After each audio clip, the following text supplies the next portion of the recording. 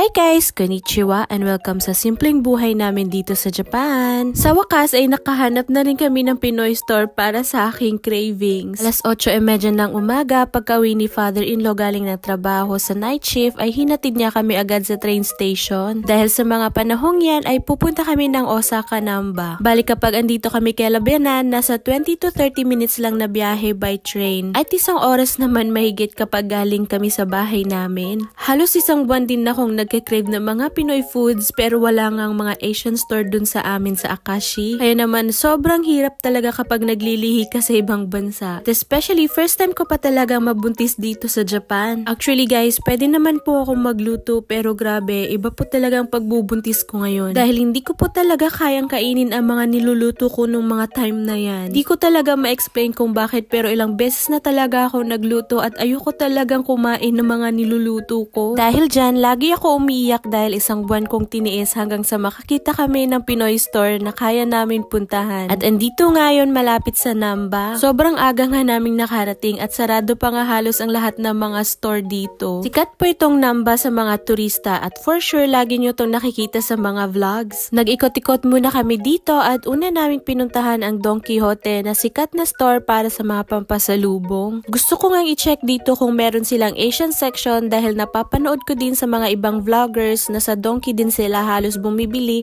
ng mga Pinoy food. Natuwa ako nung nakita kong may mga Pinoy foods dito kaso nga lang di rin siya ganun kadaming mga binibenta ng mga Pinoy products. Kaya di rin kami nakabili at for sure meron din to sa Pinoy store na pupuntahan namin mamaya. Nakita ko nga tong matcha flavor na macadamia at isa to sa mga paborito kong sweets kaya naman di ko na pinalampas.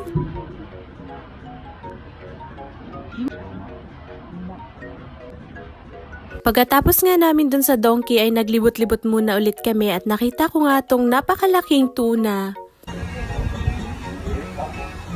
Dito naman sa bridge na to makikita si Glico na pinakasikat at daming nagpapapicture halos araw-araw. Medyo hindi pa nga masyado marami ang tao dito dahil nga maaga pa pero usually guys grabe ang mga tao dito. Dahil alas 12 pa nga bukas ng store na pagpasyahan namin na mag-early lunch na lang sa Komeda's Coffee. Nag-order kami ng fried potato with nuggets para kay Michi at katsu sandwich naman para sa amin. Hati na lang rin kami dito ni Tomo dahil di pa nga naman kami talaga ganun kagutom. Nagpalipas lang din kami ng oras dito dahil medyo pagod na nga rin ako sa kakalakad. Katapos ng ilang oras ay bumili kami dito ng paborito kong croissant since then ito talaga ang pinaka-paborito ko. Kapag mahilig kayo sa croissant, try nyo rin to guys kapag nakadayo kayo ng Namba at hanapin nyo lang ang Le Croissant. At sa tabi niyan ay mga strawberry, tanghulo, and sweets. So yun, after 20 minutes na paglalakad ay nakita na namin itong Pinoy store at sobrang excited na nga ako guys. Pero hindi ako excited sa presyo ng mga mabibili ko dahil for sure, mahal po talagang presyuhan dito. Sa second floor nga pala sila located kaya naman to the rescue ang asawa ko dito. At ayan, we're here! Grabe, sobrang saya ko at sabi ko nga sa asawa ko na naiintindihan ko na ang feeling niya dati nung sa Pinas pa kami. Super saya nga niya noon kapag nakakita ng mga Japanese store sa Pilipinas. So ayan guys, umpisahan na nating mamili pero kahit ganon ay kailangan budget pa rin tayo. Kumuha nga ako dito ng isang chippy dahil ito talaga yung kinikrave ko at itong pansit canton. Kumuha din ako dito ng chicharon kasi minsan gusto ko tong ulamin. At finally, may nakita na nga akong bangus na sobrang crave na crave talaga ako dito. Mili din ako dyan ng daing at longganisa at iba pa. At sa 10 pirasong nabili ko dito ay nagkakahalaga na ng mga 7,000